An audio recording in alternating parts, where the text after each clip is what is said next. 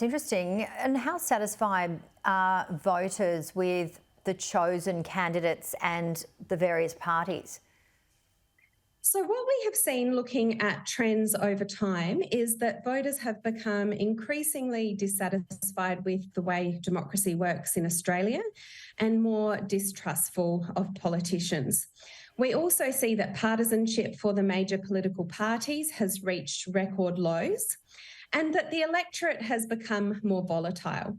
So in 2022, just 37% of voters said that they consistently vote the same way in every election, and that was the lowest that it had ever been.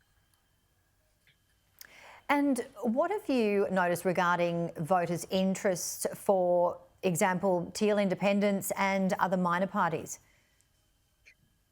So the conditions for the success of the Teals in 2022 have been brewing for some time. They precede the 2022 election. And that includes these record low levels of partisanship, people becoming less favourable towards the major political parties.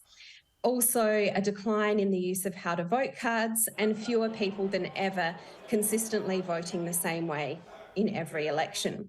So people were dissatisfied for some time now.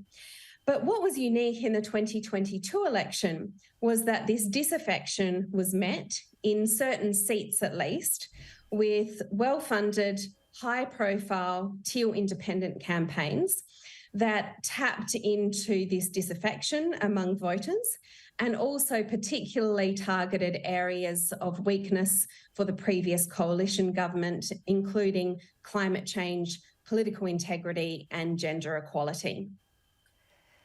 All right, and do you think voters are more interested in investing time into actually researching their candidates?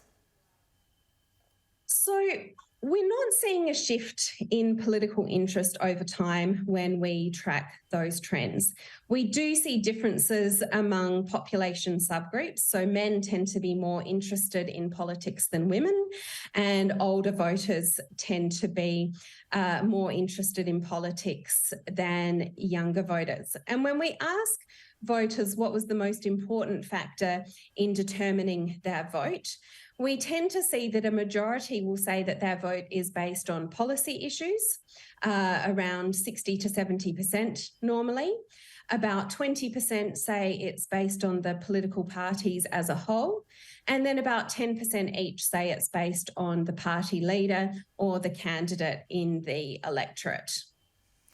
And what about members of the parties and their policies? Are we seeing these changes? And if so, to what extent? So there's this interesting tension for the major political parties at the moment. Labor has some challenges in that, are they targeting the working class base, the traditional base of Labor voters, or are they focused on these so-called inner city progressive voters with an emphasis on environmental policies and progressive policies on social issues? And so that's an interesting tension there for Labor. And we do see over time that there has been a decline in the proportion of working class voters that support Labor. Still, more working class support Labor than the coalition, but this support for Labor has been diminishing over time.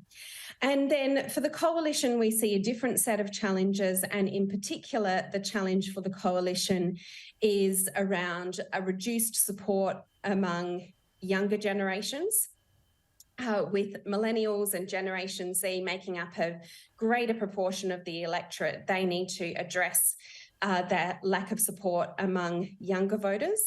And the other area, which is a major weakness for the coalition, is diminishing support among women voters. They have lost so much support among women over the past 10 years. And in fact, it used to be the case in the 1990s that the coalition attracted more votes from women than men, but that has reversed over time, so that now the coalition receives more votes from men than women, and that gender gap in voting has been increasing over time.